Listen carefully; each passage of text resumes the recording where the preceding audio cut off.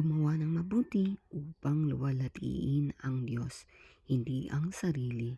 Hindi kailangan palakpakan ng tao upang maging mahalaga ang iyong kabutihan. Ang Diyos ay nakikita at ginagantipalaan ang pusong tapat at nagpapakumbaba. Maraming tao gumagawa ng mabuti upang mapansin, purihin, o angaan ng iba. Ngunit ang tunay na kabutihan ay hindi ginagawa para mapapuri ng tao, kundi para sa kaluwalhatian ng Diyos. Kapag ang puso natin ay naghahanap ng pagkakilala mula sa tao, madali mawala ang tunay na layunin ang ating paglilingkod.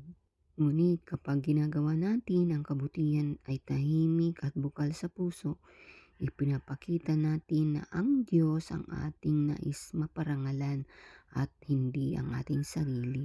Nakikita ng Diyos ang bawat kabutihan na ginagawa natin kahit walang ibang nakakaalam. Hindi niya kinakakalimutan ang bawat tulong, pag-ibig at sakripisyo na ginawa natin ng may malinis na puso.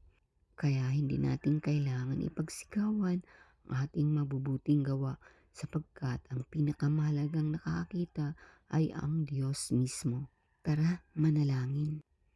Dakilang Diyos, salamat sa iyong salita at na nagtuturo sa akin na gumawa ng mabuti ng may malinis na puso. Alisin mo ang anumang pagnanais kong humingi ng papuri mula sa tao.